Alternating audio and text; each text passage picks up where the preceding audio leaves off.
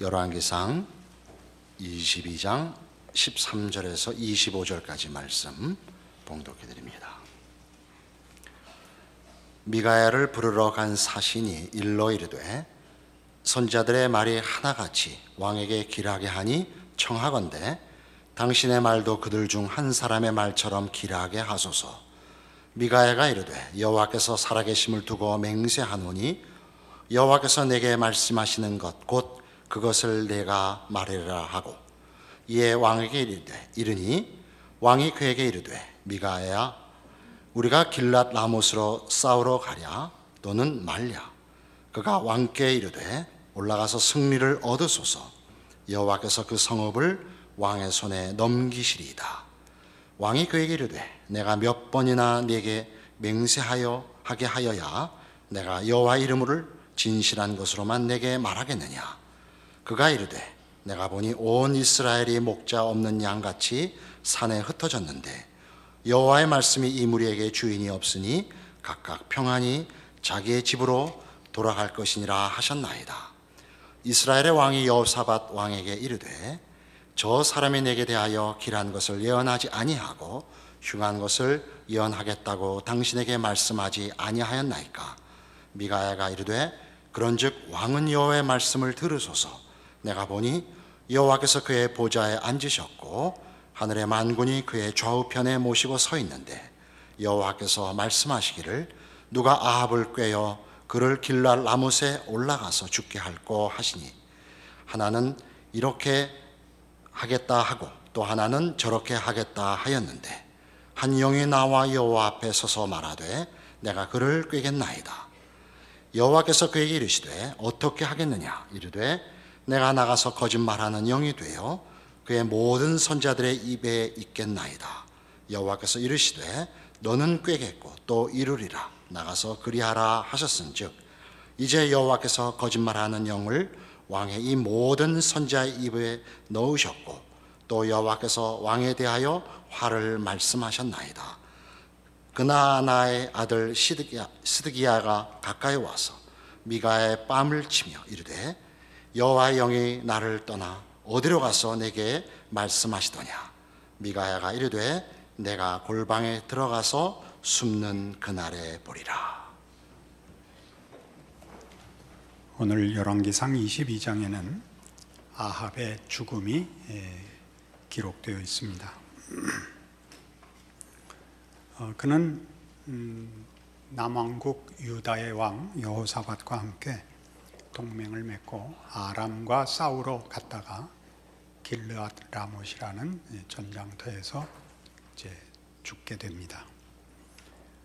그의 죽음은 이미 예고된 것이고 하나님께서 그의 악한 행위와 하나님을 배반하며 이스라엘 백성들의 앞에서 제대로 된 왕 노릇을 하지 못한 데 대하여 선지자를 통하여 이미 심판하시고 말씀하신 대로 죽은 것입니다.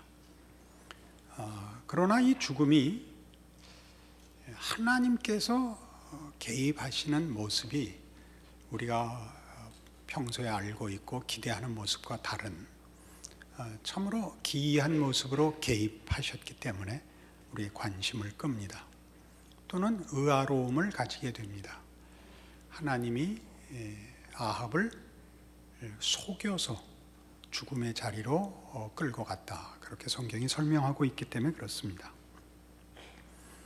이 문제를 이해하려면 먼저 아합에 대하여 이해를 해야 하나님의 속이심이라는 것을 이해할 수 있습니다.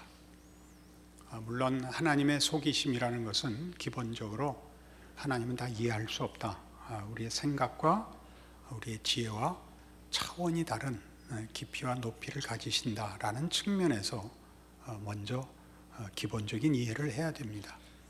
그럼에도 불구하고 그 속인다는 것이 갖는 윤리적 도덕적 문제가 어떤 의미로 여기 쓰여졌는지를 이해하는 것이 우리에게 급한 문제이기도 합니다. 아합은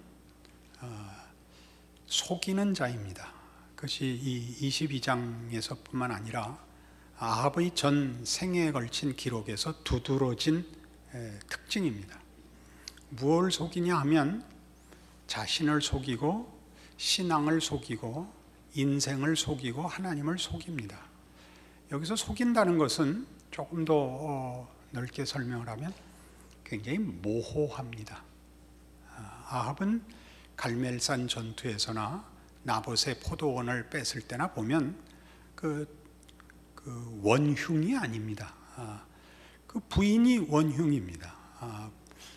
부인에게 떠밀려서 쩔쩔매는 모습으로 그래서 본인이 동의했는지 진정 원하는 것인지 애매한 채 그 사건에 등장합니다. 그럼에도 불구하고 그가 북이스라엘의 왕이기 때문에 그가 어떻게 개입됐건 소극적이고 부정적으로 개입됐다 할지라도 그는 최고의 책임을 져야 하는 사람으로 등장합니다. 가장 중요한 것은 이 오늘의 전투에서도 그는 자기가 믿고 싶은 것만 믿으려고 하는 것을 오늘 22장에서 볼 수 있습니다. 7절 보시면 22장 7절에 남왕국 유다 왕인 여호사밧이 이르되 이외에 우리가 물을 만한 여호와의 선지자가 여기 있지 아니하니까 이스라엘의 왕이 즉 아합이 여호사밧 왕에게 이르되 아직도 이물라의 아들 미가야 한 사람이 있으니 그로 말미암아 여호와께 물을 수 있으나 그는 내게 대하여 길한 일은 예언하지 아니하고 흉한 일만 예언하기로 내가 그를 미워하나이다. 그러니까 아합은 미가야의 선지자의 말을 듣고 싶어하지 않습니다. 그가 늘 흉한 예언만 했기 때문이랍니다. 근데 미가야는 하나님의 선지자입니다. 지금 물을 만한 선지자가 더 없습니까? 그래서 미가야라는 선지자가 있는데, 그러니까 하나님의 선지자로 인정하면서 그가 자기한테 흉한 말을 해서 듣기 싫다는 거죠. 그러니까 결국 미가야는 하나님의 말씀을 전하는데 아합이 미가야를 싫어한다는 것은 하나님을 싫어한다는 것입니다. 이렇게 중간중간 정체가 드러나지요. 그냥 할 수 없이 여호사밧 왕이 강권해서 미가야를 만납니다. 13절 미가야를 부르러 간 사신이 일러 이르되 선지자들의 말이 하나같이 왕에게 길하게 하니 청하건대 당신의 말도 그들 중 한 사람의 말처럼 길하게 하라. 미가야가 이르되 여호와께서 살아계심을 두고 맹세하노니 여호와께서 내게 말씀하시는 것을 내가 말하겠습니다. 그래서 이제 아합 왕과 여호사밧 왕이 미가야를 불러 어떻게 하랴 물었더니 올라가십시오. 승리할 것입니다. 16절 왕이 그에게 이르되 내가 몇 번이나 네게 맹세하게 하여야 네가 여호와의 이름으로 진실한 것으로만 내게 말하겠느냐. 진실은 원하지 않으면서도 자기가 하는 자기가 가진 소원이 하나님의 뜻하고 맞지 않을 것이라는 것은 알고 있는 것 같죠. 그러니까 편을 드니까 너 거짓말하는 거지라고 계속 다그칩니다.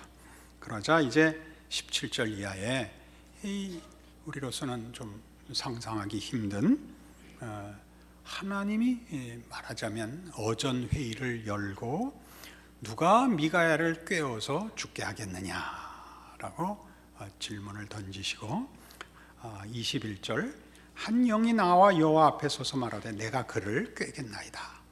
여호와께서 그에게 이르시되 어떻게 하겠느냐 이르되 내가 나가서 거짓말하는 영이 되어 그의 모든 선지자들의 입에 있겠나이다. 여호와께서 이르시되 너는 꿰겠고 또 이루리라. 놀랍지 않습니까? 하나님 너 잘했다. 그렇게 가서 속여라. 그래서 아합을 죽여라. 그렇게 됐죠. 우리는 지금 하나님의 이 속이심과 하나님의 당신의 뜻을 이루시는 방법에 대하여 지금 의아로움을 가지고 본문을 대하고 있습니다. 그래서 이 문제를 풀기 위하여 서두에도 말씀드린 것 같이 아합의 애매함을 먼저 살펴보고 있습니다. 아합이 애매하다는 것은 그가 자신의 신앙을 헌신과 연결시키지 않는다는 뜻입니다. 현대인들의 헌신은 애매하다. 그렇게 표현할 수 있습니다. 현대인이라는 것은 21세기를 사는 우리, 혹은 조금 넓혀서 20세기부터 사는 이 세기 말에 사는 사람들이라는 뜻이기보다 중세 시대가 끝나면서 서구 역사, 기독교 역사를 중심으로 얘기해서 그렇습니다. 권위와 질서가 무너진 다음 세대는 다 현대라고 합니다. 현대라는 세대는 더 이상 절대적인 권위자나 진리라는 근거가 없이 각자가 자기 판단과 결정으로 사는 시대라는 뜻입니다. 이 시대는 자기가 자기의 주인으로서 자유를 누리지만 따지고 보면 불안한 시대입니다. 왜냐하면 우리 인간 개인은 자기 자신의 존재와 인생을 책임질 만한 실력이 없는 줄 본인이 알기 때문입니다. 그래서 늘 뭘 믿는다고 얘기하지만 헌신을 할 수가 없습니다.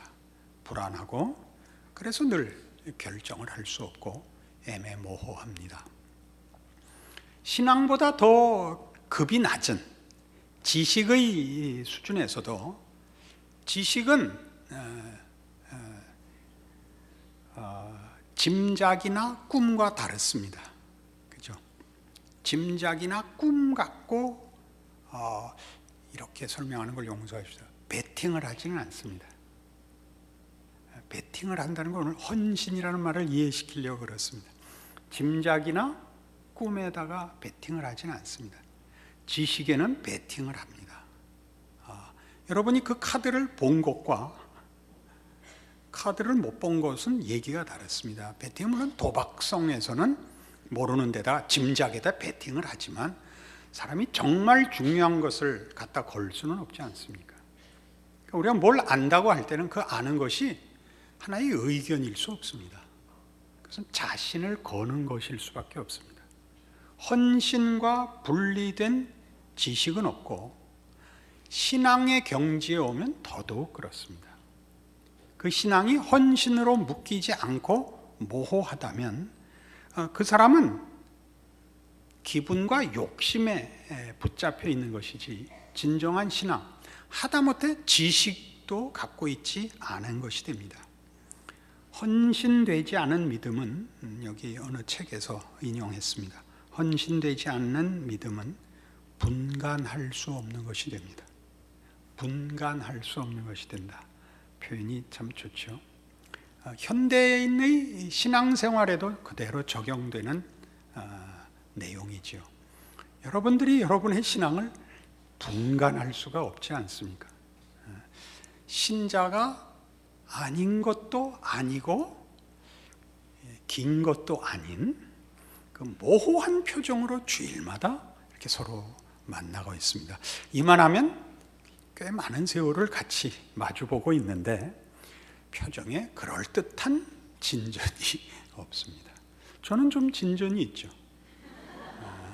저는 분명히 진지해지고 무거워지고 스스로 판단하는 것이지만, 그래서 분간할 수 없는 믿음은 회의와 모호함을 불러들인다. 그렇게 어느 사람이 글에 표현해 놨는데 너무나 적절해 보입니다. 그러니까 아합은 지금 그런 입장에 서 있는 겁니다. 그의 믿음은 헌신되지 않습니다. 그러니까 제대로 믿지 않는 것이고, 그것을 아마 하나님의 분명치 않음에 핑계대고 있을 것입니다. 우리 모두가 해봐서 아는 거 아닙니까? 자신의 믿음이 헌신으로 연결되지 않을 때는 우리는 늘 헌신해야 될 대상이 보다 분명한 증거를 줘야 된다고 책임을 회피하곤 하지 않습니까? 하나님이 나타나셔서 이 길로 가라. 그럼 제가 왜 안 가겠습니까? 가려고만 하면 신호등이 빨간불이 나오는데 내가 어떻게 갑니까? 이게 우리의 늘 주장하는 변명이지요. 그것과 대조되는 겁니다. 하나님은 모호하시지 않습니다. 하나님은 아합을 죽이겠다 했고 기어코 죽이시는 겁니다. 속여서까지 죽입니다. 속인다는 것 때문에 여러분 그 마음에 얼핏 항복이 안 되실 텐데 이런 개념이죠. 여러분 속이려면요 어지간한 집념과 정성이 있어야 속이기도 하는 겁니다. 어지간한 정성과 관심이 있어야 화도 내는 겁니다. 여러분 주로 자녀를 기르실 때 또는 친구 관계를 유지할 때 이거 겪으셨을 겁니다. 보통 화를 내는 것은 헤어지자가 아니라 화해하자가 더 많지 않습니까? 우리가 자녀들에게 화를 내면 돌아서라고 하는 것입니다. 가망성이 없어지면 드디어 화도 내지 않습니다. 화도 내지 않고 밥도 잘 안 해줄 뿐만 아니라 어르지도 않습니다. 너 10등 안에만 들면 내가 너 가고 싶은데 다 보내줄게. 네가 이번에 5등 안에 들면 가고 싶은 데가 아니라 갖고 싶은 걸 다 줄게. 속이는 겁니다. 속이는 게 아니고 속이는 겁니다. 이 속임입니다. 그건 진심입니다. 부모된 자의 진심입니다. 내가 무엇인들 널 못 해주겠냐? 너 이렇게만 해라. 이거 아닙니까? 하나님은 말하자면 아합의 모호함과 대조해보면 비교해서 등장하시는 하나님은 분명하십니다. 무엇에서 분명하시죠? 하나님 용서하십시오. 이렇게 표현하는 것 이해해 주십시오. 하나님 노릇하시는 것에 대하여 그는 보류하거나 타협하거나 희석하시지 않습니다. 그는 늘 진정하게 하나님이시고 그 통치를 이루십니다. 개입하시며 간섭하시며 열심으로 그 뜻을 그 의와 자비를 기어코 달성하십니다. 이것이 속이는 하나님입니다. 그럼에도 불구하고 만일 여러분이 이 속이는 하나님에 대해서 마음에 들지 않는다면, 이 표현이 마음에 항복이 안 된다면 다른 표현을 하나, 이거와 대등한 표현을 하나 더 쓰면 여러분이 금방 마음에 은혜와 항복이 있을 겁니다. 하나님은 하나님의 하나님 되심과 우리와의 관계를 위하여 죽으실 수 있는 하나님입니다. 하나님은 죽이시는 하나님으로서만 자기의 진정성을 보이지 않고 죽으심으로 당신의 진정성을 보이신 하나님입니다. 하나님은 우리를 위하여 죽으실 수 있습니다. 죽으셨습니다. 죽음의 자리에 찾아오십니다. 여러분을 결코 놓아두지 않으십니다. 하나님은 여러분을 위하여 죽으십니다. 죽이실 수도 있습니다. 이 부분을 너무 놓치지 마십시오. 하나님은 은혜와 자비의 하나님이시며 사랑의 하나님이시고 무한한 권능과 능력으로 우리를 지키실 것입니다. 그러나 두려워해야 할 하나님입니다. 공포의 하나님이라는 뜻이 아닙니다. 하나님은 하나님의 뜻을 대강 이루시지 않을 것입니다. 여러분을 필요하다면 죽이실 겁니다. 이 죽인다는 거 여러분 잠시 생각해 보시면 우리 모두가 경험한 것일 겁니다. 여러분 하나님을 만나고 예수를 믿는 과정에서 하나님이 우리를 죽음의 문턱이 아니라 죽음에 담갔다 꺼냈다는 사실을 경험하지 않는 사람은 거의 없을 것입니다. 우린 죽었었습니다. 우리가 누군지를 봤고 우리가 행한 것의 결과를 본 사람들입니다. 예수 안에서 구원을 얻었죠. 지금은 예수 안에 있어서 내가 살고 있지 나는 그 전에 죽었습니다. 본인들이 납득하는 것입니다.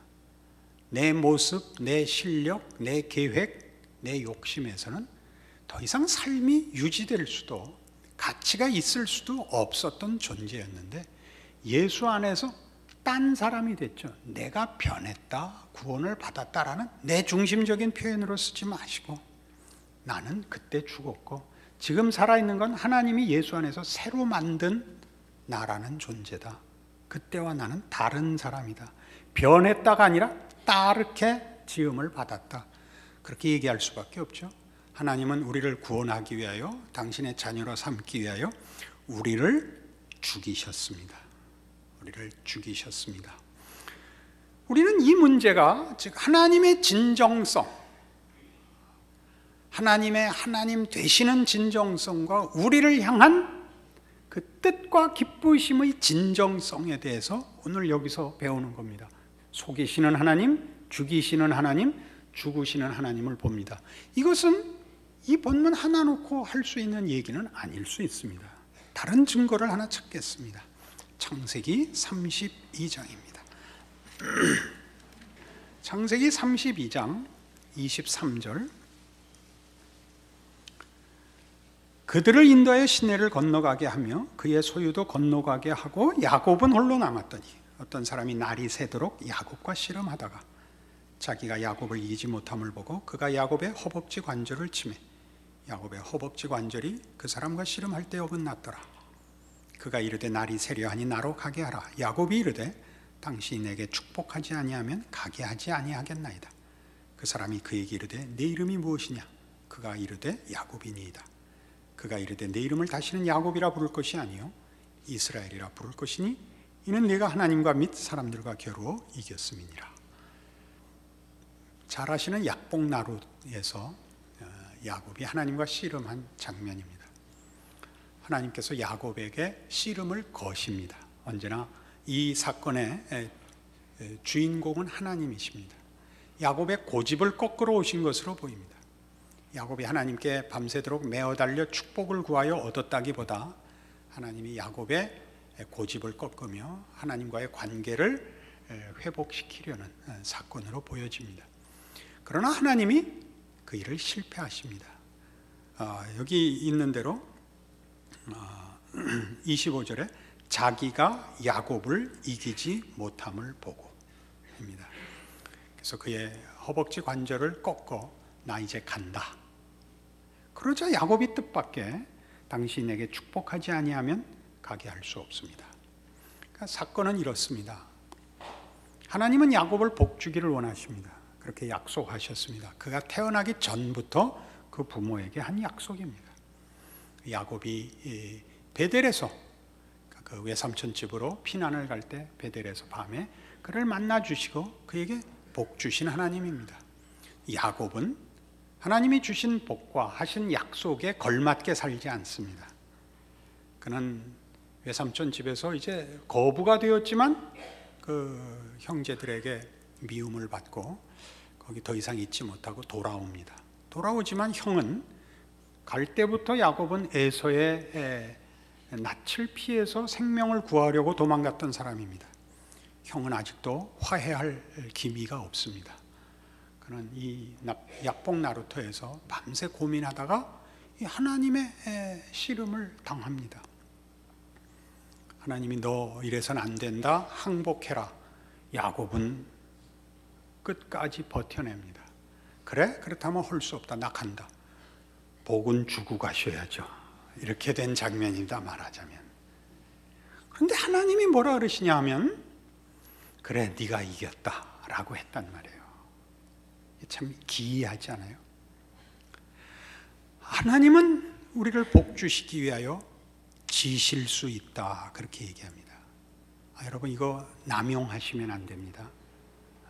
하나님은 결국은 복 주지 않고는 못 빼기신다. 여러분 이 부분 우리가 사실 이해할 수 없는 깊이인데 비슷한 경험은 우리 모두에게 있습니다. 자식에게 이기는 부모는 없습니다. 자식이 그만 나중에 문 닫아 걸고 밥 안 먹으면 다칩니다. 좋다. 네가 이겼다.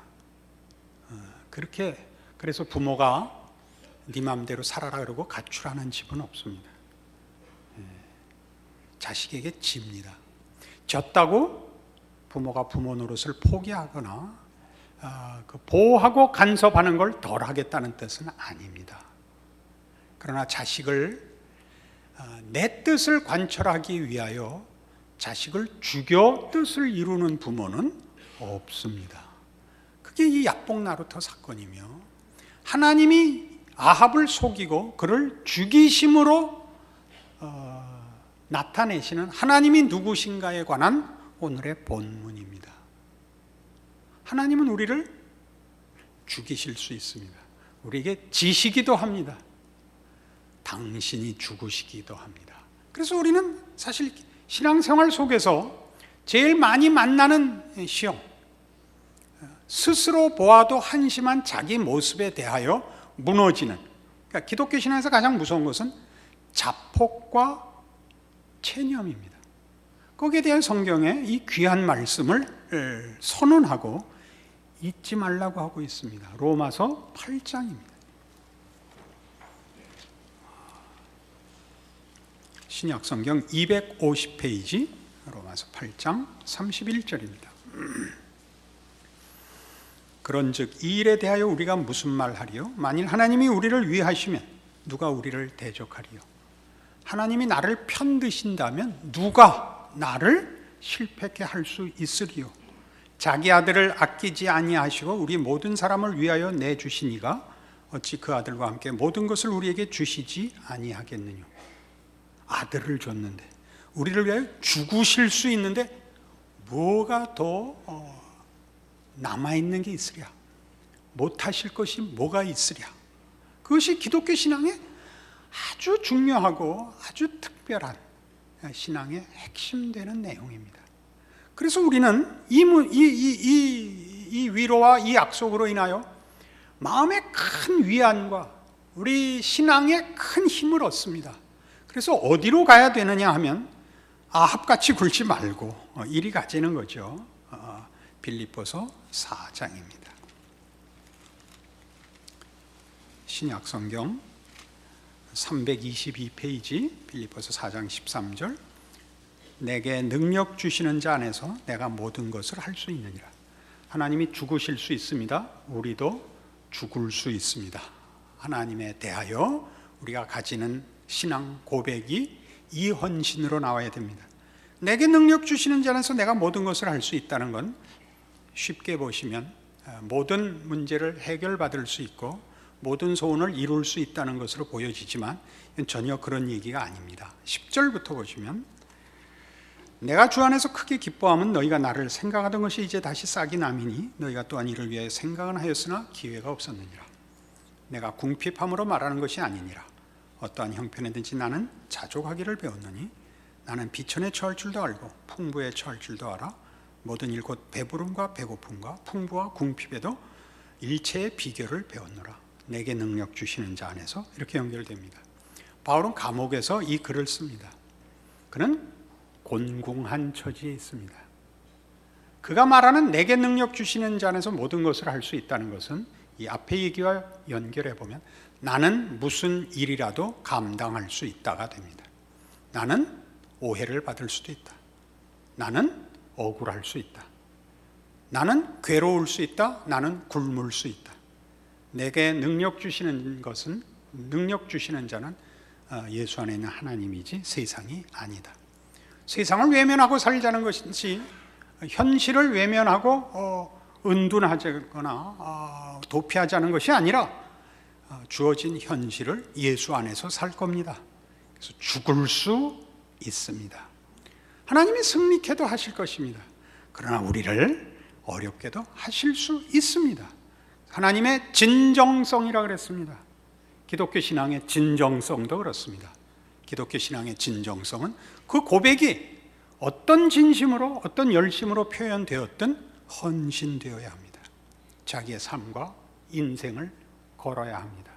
그것을 바쳐야 합니다. 그래서 오늘이 있어야 됩니다. 오늘을 바치고 사십시오. 현실을 하나님의 사람으로, 내게 능력 주시는 자 안에서 내가 어떤 인생이든 감수하고 긍정하고 걸어가겠노라 약속하시는 오늘의 말씀이기를 바랍니다. 기도하십시다. 하나님 아버지, 은혜를 감사합니다. 하나님이 우리를 위하여 못하실 것이 없듯이 우리도 하나님과 우리를 구원하신 예수 그리스도를 위하여 못할 것이 없다, 오늘 분명하게 고백합니다.